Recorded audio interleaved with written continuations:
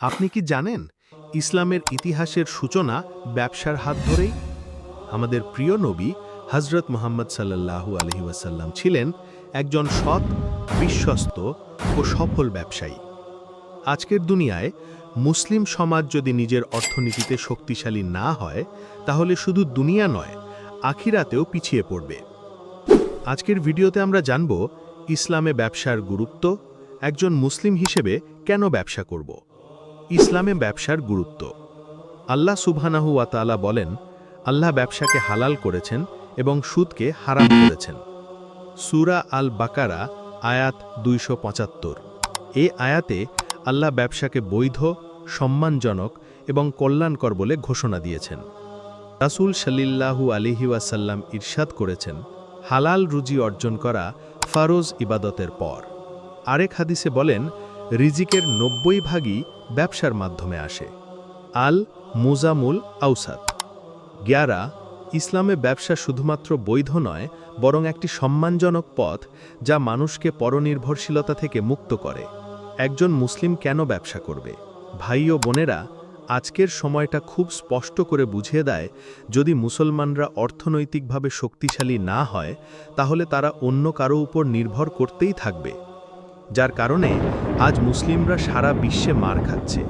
ফিলিস্তিন থেকে কাশ্মীর, আরাকান থেকে উইঘুর, পুরো বিশ্বে আজ মুসলিমরা নির্যাতিত, কারণ তাদের অর্থনৈতিক দুর্বলতার কারণে তারা তাদের পশ্চিমা প্রভুদের দাস হিসেবে থাকতে হবে। ব্যবসা আমাদের দেয় হালাল রুজির সুযোগ, আত্মনির্ভরতা, যাকাত আদায়ের সামর্থ্য, ইসলামী আদর্শে পরিচালিত অর্থনীতি গড়ে তোলার পথ।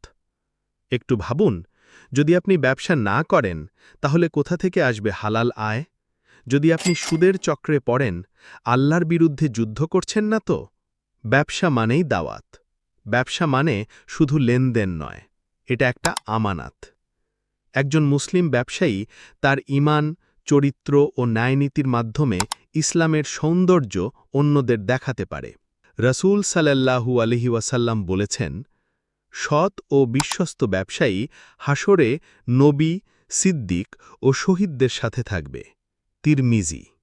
যখন আপনি মিথ্যা বলেন না, ওজনে কম দেন না, সময় মতো পাওনা পরিশোধ করেন, তখন আপনি নিজেই ইসলামের বিজ্ঞাপন। শেষ কথা, ভাই ও বোনেরা, আমরা যদি ব্যবসা করি হালাল পথে, সৎভাবে, ঈমানদারির সঙ্গে, তাহলে আমাদের ব্যবসা হয়ে উঠবে ইবাদত। আমাদের ব্যবসা হবে গরিবের আশ্রয়, সমাজের উন্নয়ন এবং ইসলামের বার্তাবাহক।